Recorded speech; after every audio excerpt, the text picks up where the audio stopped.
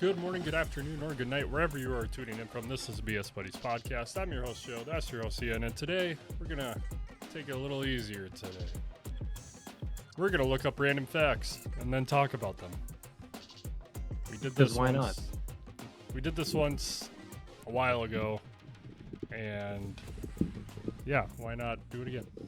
Like Ian said. Yeah, it's always fun. Sometimes you run across something interesting every now and again that you just kind of look at and you go, what? How? There's no way. And then you look it up and that leads you down a rabbit hole, like neoclassical music. No, never again. I don't know, Joe. That neoclassical music was that was a lot of fun. I enjoyed that a lot. I I want to find enjoyed something it a like that lot, again. but our minds went blank after. That video was supposed to be longer than it actually was. You know what? I'm perfectly okay with that because there's also been videos where we're like, all right, this should take us like 20 minutes to discuss. And then 43 minutes in, we're like, okay, we should probably wrap this up. Like the convenience store. Yeah, kind of like that. But we got random fact generators ready to go. I'll start with mine because screw New York. Even though the Statue of Liberty is on Liberty Island, which belongs to New York, it is actually located closer to the landmass in New Jersey. God, that's disappointing. You know what that makes me think of? That old joke, why are New Yorkers depressed? The light at the end of the tunnel is New Jersey. What do they call that? The turnpike or something like that? That's their name for their highway out there. I don't know. I don't know. I I just I know just know that there's Toad's Turnpike from Mario Kart. probably where they got it from. I just know that there's like some connecting tunnel between New Jersey and New York, and for whatever reason they hate each other out there, which sounds really confusing. But then I remember that Minnesotans and Wisconsins typically have a feud going, even though we're almost identical in culture in a lot of ways, except those weirdos down there call it a bubbler instead of a water fountain. Still ain't figured that one out yet. I got called a mud duck at work once because A I said I mud was duck? from Minnesota. A And I don't know mud what that duck. means to this day. I'm guessing it's better not to find out. Yeah, I'm okay with not knowing. Here's one I've got that I had to look this guy up because I needed to see what kind of mindset pushes you to achieve something like this. Dean Karnazes, I think is how you say his last name. Karnazes, probably butchered it. Owns the world record for longest nonstop run. He ran nonstop for 80 hours and 44 minutes and covered 350 miles. So I had to go to Wikipedia to look this up because, like, what kind of dude runs like, when you look at that kind of number, 350 miles for 80 hours. Let me pull up the math on that bad boy real quick. Got to figure out what that would be. It's an average of like 4.3 miles every single hour, and he did it without sleep. Like he didn't do a little run during the day and take a little honk shoe on the side of the road at like midnight. No, no, he just ran. And so this is a list of some of his accomplishments here, which just blew me away. So yeah, his 350 miles in 80 hours. He completed the relay, a 199-mile run from Calistoga to Santa Cruz 11 times. Ran a marathon to the South Pole in negative 13-degree Fahrenheit temperatures without snowshoes in 2002. Ran a marathon in each of the 50 states in 50 consecutive days in 2006. And then this is his other athletic achievements. That's the little bold title that this gives. Um, let's see. 135 miles across Death Valley in 120-degree heat. 148 miles in 24 hours on a treadmill. Ran 3,000 miles across the United States from Disneyland to New York City in 75 days, running 40 to 50 miles per day in 2011, and swimming across the San Francisco Bay. That's the one that blows me away the most. This dude literally Forrest Gumped it. Like, he watched Forrest Gump back in the 90s and he was like, now that's a man that I can rally behind. Maybe he was the dude who had the t-shirt, and he pulls it away and it's got the little Walmart smiley face on there. Maybe that was him. You never know. I also know there's someone, I think in Japan, I think it was Olympic. He has the record for the longest marathon. I think I think it was the Olympics. He was running a marathon, and during the marathon, he left. I think I can't remember exactly. I think there was like some prisoner of war. I don't know, but he escaped and then just met his future wife. And like later, like 50 years later, they invited him to finish his race. And so his time was like 50 years. And You imagine like I'll see like if I they can got a find the guy story. they got a guy specifically there with a stopwatch and he has to click it when each runner passes the line. He's been waiting for 50 years. His stopwatch is still running in the background. They've had to do a battery swap on it a couple of times. He's finally like, Jesus Christ, finally! I can go home now. Then they call him back the next day. Hey, we need you to time this race. No. It was Shizo Kanakuri with a time of 54 years, 249 days, 5 hours and 32 minutes, 20.3 seconds. He collapsed during the 1912 Stockholm Olympics race. And he was so embarrassed by it, he returned home and didn't tell anyone. He was declared missing by Swedish officials in 1967 at the age of 75 when he was discovered living comfortably in Tamina, Kumamoto Prefecture in Japan with his family and was invited to complete the race once and for all with the help of Swedish television. So I this dude, I thought he I thought it was because like if he went back to his home country like something bad was going to happen to him. I guess Japan and being embarrassed is good enough for that, but it tracks, but can you imagine like you passed out from whatever the conditions were and you feel so bad about it. You're like, I'm just gonna go home. I'm just not gonna tell anybody about this. I'm gonna go home. You get declared missing, and like everyone's worried, like, oh my god, what happened to this runner? He was supposed to finish, and he just and like it's all over international news. And imagine him just sitting back at home. He opens up the paper one day, Olympic runner gone missing. He just throws the fire into the paper. Bad paper. The print was terrible. Couldn't read it, sweetie. Don't worry about it. Just totally tried to sweep it under the rug. that's probably one of my favorite marathon facts. There's But another one too that sorry, I don't mean to I just wanted to throw this in there, but there's another Olympic one where the guy finished first after this was like an early 20th century thing. Like the water that they gave him on the trails was like poison, like had like rat poison in it or something, and like the guy had mismatching pairs of shoes and it was like super hot and runners were dropping out left I and feel right. like it might have been the same race, honestly.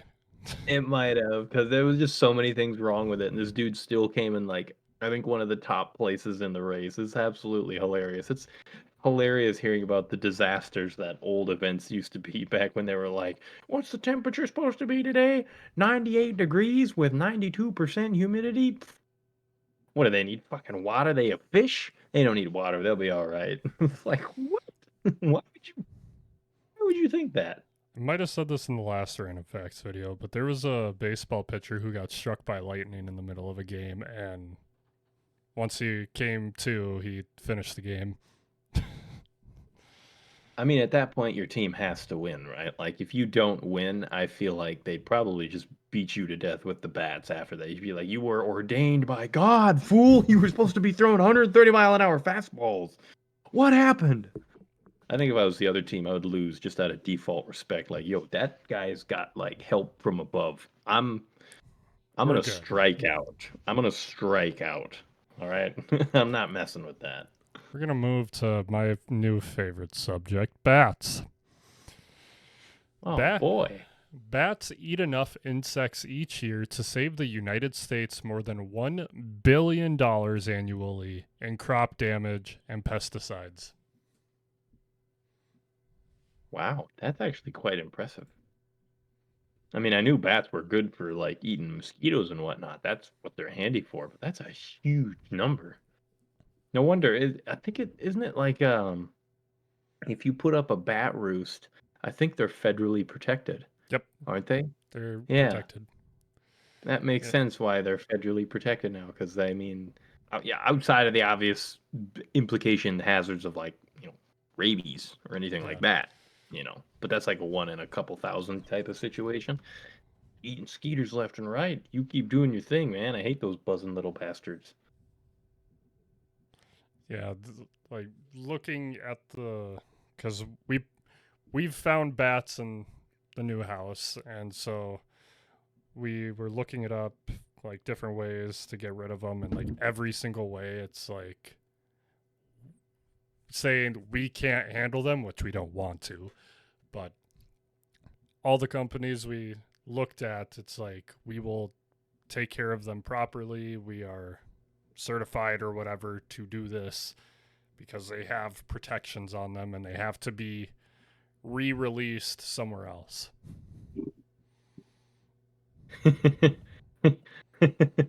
Be re-released. How about my jackass neighbor? Yeah, that guy's a real piece of work. Can you release them into his attic? Sounds like a him problem. Ah, here's an interesting one. Some of you guys out there might be a little young to remember back when this was quote unquote big news. I guess it wasn't even really big news back in the mid 2000s, but it was just kind of like one of those, I knew it things. The seven successive Tour de France's from 1999 to 2005 have been declared without winners because not only Lance Armstrong, but also many of the riders who finished behind him have been associated with doping offenses. Oh man, I think that's just kind of funny that like, yeah, you won, but you were on drugs, so I you don't think get to be called a winner. I think doping in cycling is like the second most embarrassing sport to be caught doping in. First is Oh, you golf. If you're doping in golf, then you're just you're an not. Yeah, idiot. I'll tell you that you're not doping to make your game better. I'll tell you that much. You're doping to get through the match. Like, You're- I mean, dude, you gotta think of the concept of golf. You're just sitting there going, "All right, there she is down there. Whack, and it's up. It's away. Shit, it's curving left. Oh god damn it! It went into the water. How many of these do I have left? 17 more. Jesus Christ! Come here, Caddy. Yeah, no, the front pocket. Grab the one with the needle. Yeah, give that here. Just like you're not doping if to improve your game. You're doping to get through the game. if you're doping to be good at golf, I don't think you should be playing golf. I'm not without condoning nor condemning. I understand. I Oh, really hope there's a news article here soon about a golf player doping. a golf But player. Oh. but yeah, cycling. Like yeah, I understand you use a lot of muscles, but it's like you're on You bikes. Like you just sit. You just sit and pedal. That's all you do, back and forth. Whee! Do some next running, do some leg presses, you'll be fine. next random fact: 40 is the only number that is spelt with letters arranged in alphabetical order.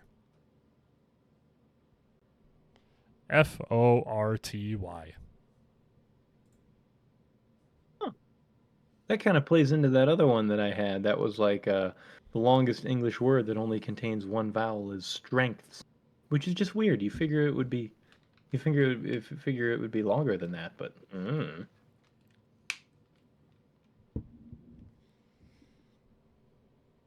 What do you got? whoa. I'm sorry, this one just caught me so off guard. I was felt like I could have come up with more for the last one, but this one is just interesting. Jamie Siminoff, I think that is. That Simonov, sounds right. ap- appeared on Shark Tank in 2013 seeking a $700,000 investment in his company Doorbot, but ended up turning down an offer from investor Kevin O'Leary. After Shark Tank, he changed the name of his company to Ring and ended up selling the company to Amazon for more than $1 billion in 2018. I've heard of that one. Wow. Wow. Talk about making long-term investments. This is a nice flip side of that other story of God, what the hell was it? Like Blockbuster refused to buy Netflix Netflix. when it was in its infancy and it was still the old DVD delivery system. Yeah, for you youngins out there, Netflix has not always been a streaming service. They'd send you a catalog and then you'd mark down what you wanted. You'd mail them a thing off and then they would mail the physical copy of the movie to your house and then you would watch it. And then there's that one, and then there was Yahoo refused to buy Google for as like a couple some million some in like the late 90s, and then later, uh, Google, how was it? They became worth like over a couple billion, and then in the mid 2000s, Microsoft offered to buy Yahoo for like a couple of billion, and Yahoo refused, and then eventually, like some years later, when they tanked and went under, they sold for like only a couple hundred million. So it's a nice flip side of those story of people who tried to play their cards too long, and it just fell on its face. Okay. The word pothole is a redundant term. Pot comes from the Middle English word pit, meaning hole. Thus, a pothole is a hole. I mean, yeah, I'm gonna just start saying that now every time I drive around. Oh man, that was a big hole hole. It was a what? It was a big hole hole. Why are you saying it like that? Because it's a hole. We're definitely on the same site because I just got two that you've already said back to back. Yep. It's like a little blue box in the middle, and it has the next random fact underneath thing. Speaking of words and their origins, here's another fun one. A few contemporary names, such as Jessica, Olivia, and Miranda, are credited as to having been created by William Shakespeare. There's a concept that I Good kind for of him. can't like wrap my head around. And like another one, what is it? Uh, I think it's something to do. I forget what the name of the effect is called, but it's something where like you're reading or you're seeing a piece of media that's supposed to be about like a different time period or a fictional setting or something, blah, blah, blah, blah, blah. And you'll see what in your mind is a contemporary modern name, like the common example being if you're reading medieval literature and you see the name Tiffany and you go, that's bullshit. Tiffany's such a modern name. This writer doesn't know anything. No, the name Tiffany, like, apparently has been around for hundreds, if not thousands of years. Like, it's been a very common name, and people just can't wrap their head around the concept that it's been around for so long. And then going hand in hand with this, like, imagine if you became a playwriter, right? Or playwright. Is that what they're called? Playwright. Just playwright. Imagine you become a playwright and you're one day you're like, what, I'm gonna write some comedy nonsense. And we're gonna see how that, and it becomes like a huge hit. And one of your characters in there is named like Zakumba or some shit. And then like 400 years into the future, Zakumba is like a very common name, and you see there's like loads of people named Zakumba, and you're like, how in the hell? What the fuck? Like, you know what I mean? Like, imagine creating a name.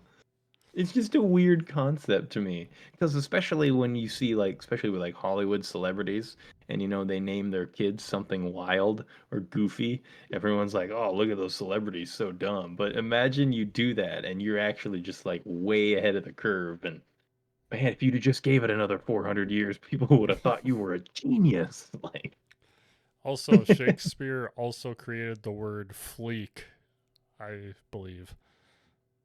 Like leak. on fleek, he created the word fleek. That's bringing back some slang. That's bringing back some slang. This God, one's wow. I wonder how long it's been since Fleek has even been in modern slang. like 5 to 10 years. Probably. So this one's fun. After President James Garfield was shot, his doctors were so negligent and gave him such a bad infection that his assassin openly confessed to the shooting at his trial, arguing that while he had done the shooting, it was the doctors who had done the killing. However, the jury was not impressed by his insane antics and he was found guilty and publicly executed.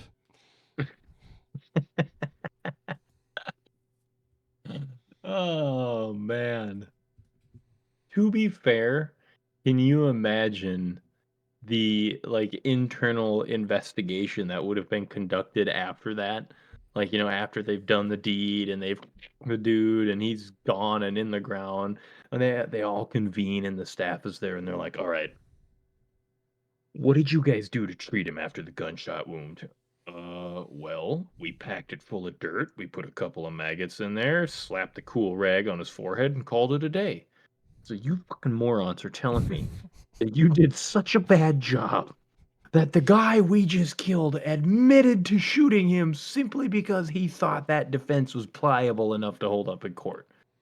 Yeah, get out of my office. Just like that's almost on par with you always read about those old dynasty doctors in like China, like like back in like the second century or whatever it was. They'd give them like mercury tablets or some shit. They'd be like, "Oh my lord, you have a fever. Your blood is full of ghosts.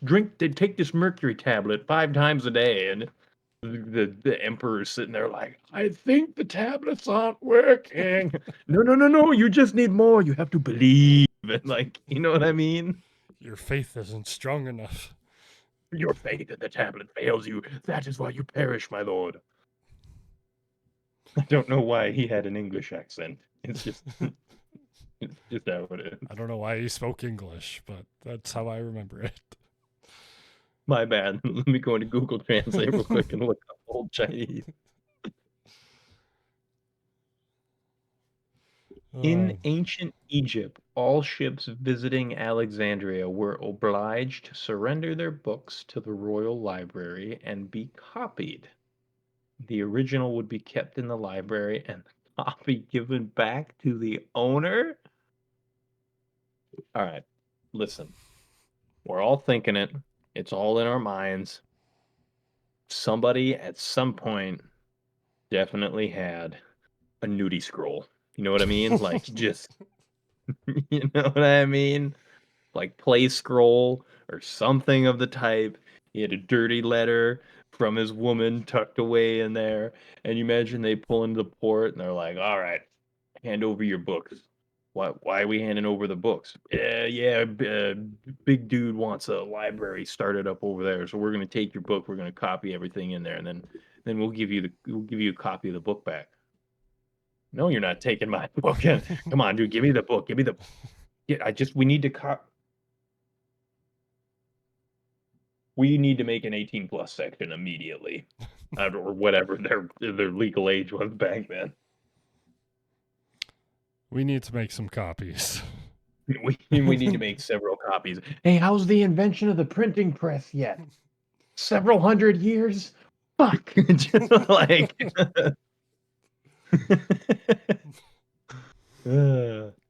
all Let's do a couple more each. right. This one, I guess I just have never thought of. Pineapple takes anywhere from 1.5 to 3 years to grow. Wow. That is It an seems like a really long astoundingly time. long time. Jeez Louise, holy crap. So can you imagine? Can you imagine the first guys to like harvest that stuff, right? Because obviously pineapples occurring naturally in the wild. You're gonna see like a big abundance of it. And you're gonna be like, oh my God. And of course, because those pineapples have been germinating and pollinating and seeding themselves for a number of cycles, you're gonna see them bloom year after year as the ones that, germinated a couple of years ago come into full bloom. And then can you imagine the first time they figure out, like, okay, so if we take this part, we plant it in the ground, all right, by the end of the season, we're gonna have pineapple. It's gonna be awesome. And then time goes by and they're sitting there like, "Hey man, are you sure? Like, it shouldn't is this shit not supposed to be, like, growing by now?" No, no, it's coming, trust me. Maybe it look at the stuff over there, maybe it just takes, like, a year to bloom." Like, all right, bro, we'll give it time."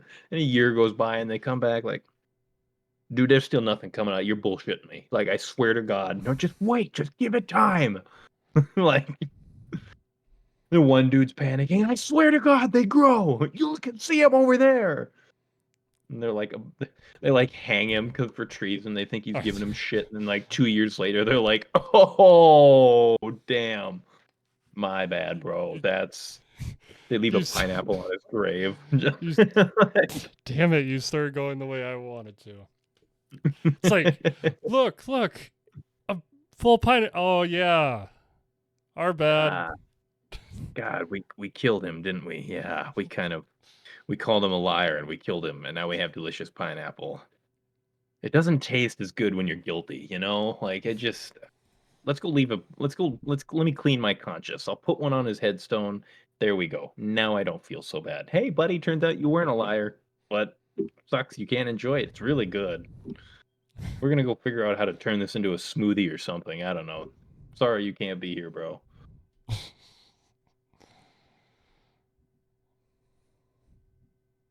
The word set has the largest number of meanings in the English language, with the Oxford English Dictionary listing 430 different senses in which the word set can be used. Wow, that's quite a lot. Yeah, like a movie set, Set the cup down. set That's place that's and all I time. got. A setting. I don't know if that works. I would say I need to so. know what all the different uses of the word set can be. Because it could be a noun, a verb, could it be an adverb? Maybe they got some outdated uh, senses in there. That doesn't make sense. It's the wrong set of words. I need to find out like what word has a lot of different meanings to it that like is one that you would not think would have a lot of them. Set a date for the wedding. He set $7,500 as the right amount for the car. Set the alarm, the thermostat, set something on the table.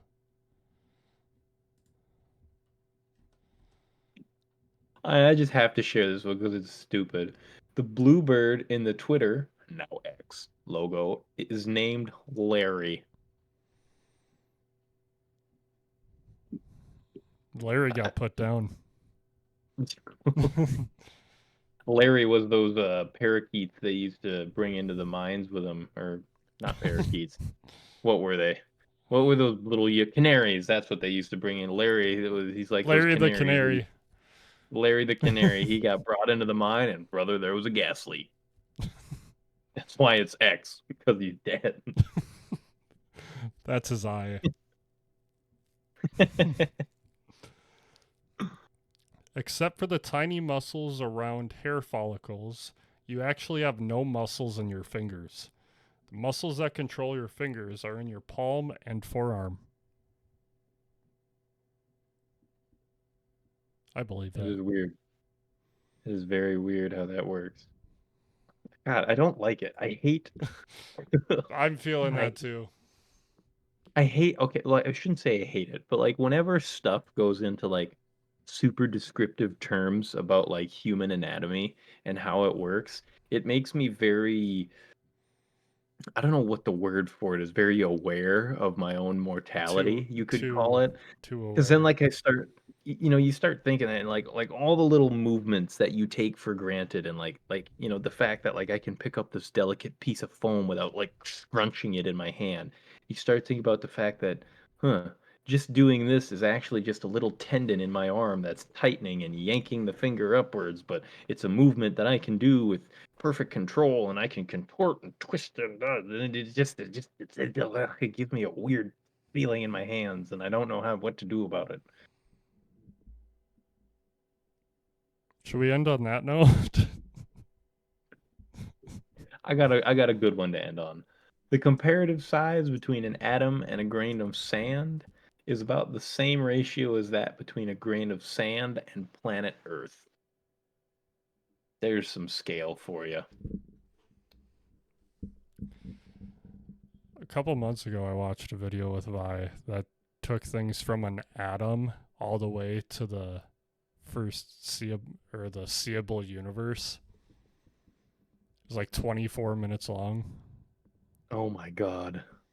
I always love watching those planet size comparisons where it starts out. Oh, Ooh, it had that too. I should send you the excuse me. video. It was cool. The evening is getting to me. But no, it's really cool. It starts out you have like moon and then earth and then and then bigger and then it's our sun and then it goes from our suns to like even bigger suns and it's like we've talked about it before that one's so big it'd take like 1300 years for a 747 to circumnavigate it once. But with I that, think that's a good note to yeah. end on. With that, thank you guys for BSing with us today. Subscribe or like to become a bud today, and we will see you next time when we do something else. We'll see you when our brains aren't fried from a long day and it's only That too. Tuesday. But until then, take her easy now.